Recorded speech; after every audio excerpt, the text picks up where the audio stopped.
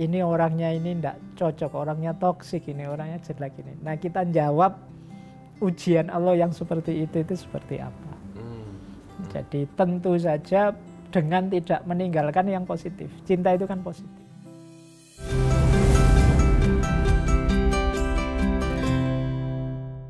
Kembali lagi di Dialog Positif dan masih bersama Mas Faiz. Kita masih ngomong tentang patah hati. Mas, ingat bahwa Mas Faiz pernah nulis buku Risalah Patah Hati, betul ya? Iya. Boleh sedikit diceritain dulu nggak tuh? Iya, itu sebenarnya manifestasi dari, saya punya pandangan begini. Baik cinta maupun patah hati, itu energinya luar biasa. Energinya luar biasa. Jadi eman-eman, sayang kalau diarahkan atau diorientasikan untuk hal-hal yang negatif. Oke. Nah, itu buku saya tulis memang berdasarkan pengalaman. Ketika sedang patah hati, nulis buku tentang patah hati. Mas Faiz pernah patah hati juga ya? Kirain kalau filosof tuh, orang yang filsafatnya tinggi tuh santai-santai aja enggak ya? Jadi, itu padahal buku yang cetak ulang paling banyak. Di antara buku-buku yang paling saya tulis. Mungkin yang satu frekuensi banyak mungkin ya, karena yang patah hati juga banyak. Saya mikirnya saat itu, ini rasa patah hati itu sebagaimana rasa cinta, itu daya dorongnya luar biasa. Makanya daripada dilampiaskan untuk hal-hal yang tidak produktif, kan kadang ada orang patah hati bisa tidur seharian, nangis berhari-hari, ini kan butuh energi besar. Maka saat itu prinsip saya, ayolah energi sebesar ini saya lampiaskan saja untuk nulis. Nah, lahir buku itu yang jadi kalau yang lagi patah hati menulislah ya. Boleh.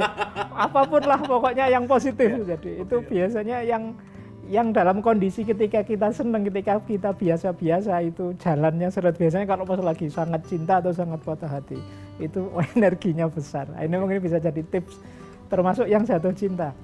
Eman-eman kalau energi jatuh cinta yang meluap-luap itu hanya untuk hal-hal yang tidak penting. Simpel gitu ya, yang nggak penting. Coba bareng-bareng untuk yang produktif, yang luar biasa untuk hidupnya sendiri lah minimal, atau untuk orang lain, itu menurut saya penting. Nah, ini menarik Mas Faiz, cinta dan patah hati adalah energi yang besar, maka alokasikanlah energi itu ke tempat yang baik gitu ya intinya. Jadi yang positif, yang baik, yang produktif, syukur-syukur bisa maslahat orang lain juga dapat kemanfaatannya.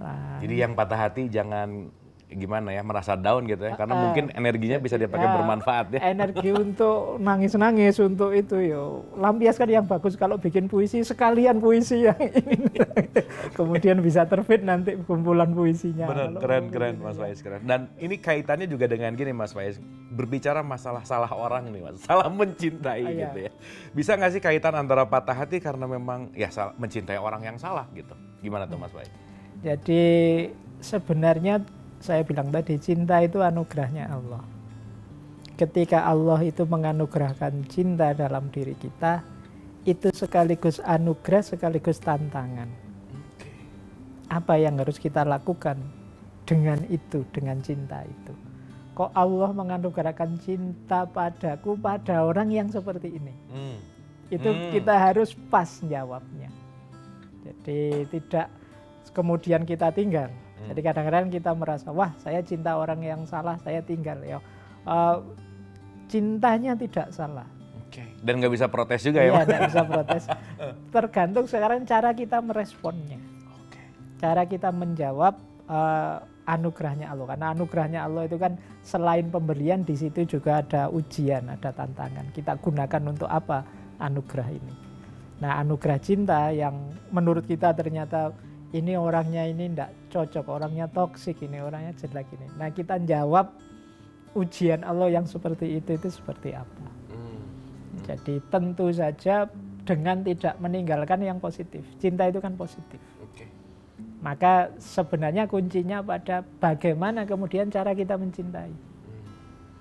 Dengan berbagai rumusnya cinta tadi, bagaimana kita bisa mengalahkan ego kita, bagaimana kita bisa tetap jadi diri kita, mencintai diri kita, sekaligus memberdayakan yang kita cintai dan lain sebagainya. Jadi pakai rumus-rumus ini. Jadi tidak pernah kita mencintai orang yang salah, tergantung cara kita mencintai yang tepat pada orang yang kita anggap salah. Itu menarik sekali dan mungkin sekarang tuh udah gini Mas Faiz, jadi konsep gitu ya, kategorial. Kalau cinta harus sering ketemu, kalau cinta harus banyak ngasih gitu, kalau cinta harus diwujudkan dengan apapun lah gitu. Nah konsep-konsep ini mungkin yang membalikan si keagungan martabat cinta ini dengan cinta yang sejatinya gitu. Iya. Gimana tuh konsep-konsep ini menurut pandangan Mas Faiz? Cinta itu memang orientasinya memberi, tapi pemberian itu kan leveling. Jadi kalau sekedar materi itu ya mungkin level bawah, karena ada yang lebih tinggi dari itu. Mungkin dengan mencintai dia, melatih dia misalnya tambah mandiri, melatih dia berpikirnya tambah positif. Yang kemarin dia toksik, sekarang dia jadi lembut, penuh perhatian, penuh pengertian, macam-macam. Nah, ini pemberian yang lebih tinggi levelnya. Selama ini orang menganggap cinta itu membaca dan mengekspresikannya di level mungkin materi, fisik, pemberian materi, perhatian materi, dan lain sebagainya. Nah, kalau bisa ya naik level, tidak sekedar itu yang bagian dari care dan responsible tadi. Oke, jadi materi itu tingkat bawah banget gitu tingkat bawah, bukan berarti tidak boleh. Tapi kalau berhenti di situ, pada saatnya mungkin materinya habis atau tidak ada, kita akan kebingungan cara kita mengekspresikan cinta. Jadi kita harus naik level lah, naik kelas, jangan mengekspresikan, menyatakan cinta hanya melalui materi saja. Jadi tidak bisa nggak sih Mas kalau digambarkan dengan puncaknya adalah kan ada statement kembali ke yang sangat umum sekali bahwa man arafah nafsah faqad arafah robbah, mengenal diri, mengenal Tuhan, bahwa salah satu pemberian cinta adalah bagaimana kita membuat yang dicintai mengenal dirinya. Gimana tuh Mas? Iya. Jadi dengan saling mencintai, sebenarnya ada pelajaran bersama. Kita seperti sedang bercermin, sedang saling bercermin. Jadi, ternyata aku pribadi yang kayak gini. Dia juga belajar dari kita.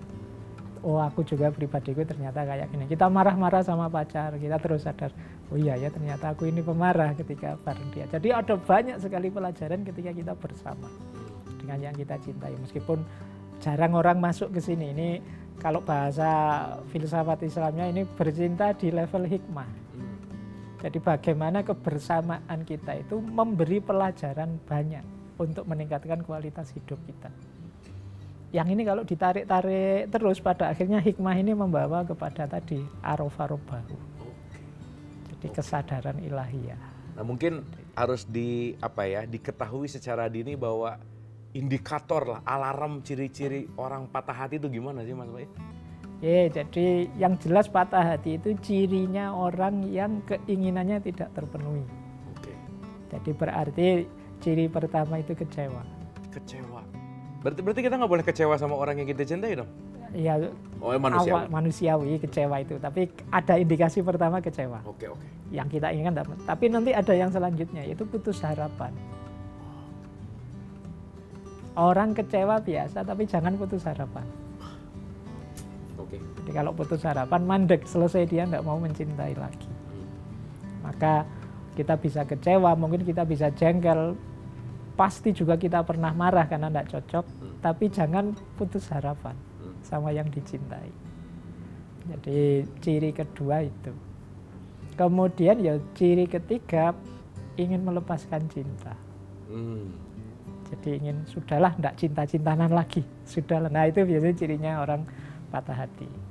Jadi, dan manusiawi orang itu patah hati memang. Jadi tidak mungkin orang itu kalau keinginannya tidak terpenuhi terus biasa saja saya tidak, ya mesti kecewa lah. Pasti ada kekecewaan. Tinggal seperti tadi saya bilang selanjutnya, baik cinta maupun patah hati itu semacam ujian, tantangan bagi kita. Terus mau gimana, ayo. Masih tetap ingin jadi orang baik yang mencintai atau merasa selesai tidak usah mencintai saja. Jadi meskipun lagi dalam keadaan hubungan gitu ya, pacaran atau apa, mau diblok kayak mau dijauhin, nggak diajak ngobrol, tapi ujungnya jangan sampai putus harapan. Putus harapan dalam cinta. Jadi karena begitu kita putus harapan, apalagi membuang cinta, kita sebenarnya sedang membuang sesuatu yang sangat berharga. Eman-eman itu. Itu sih kata kuncinya.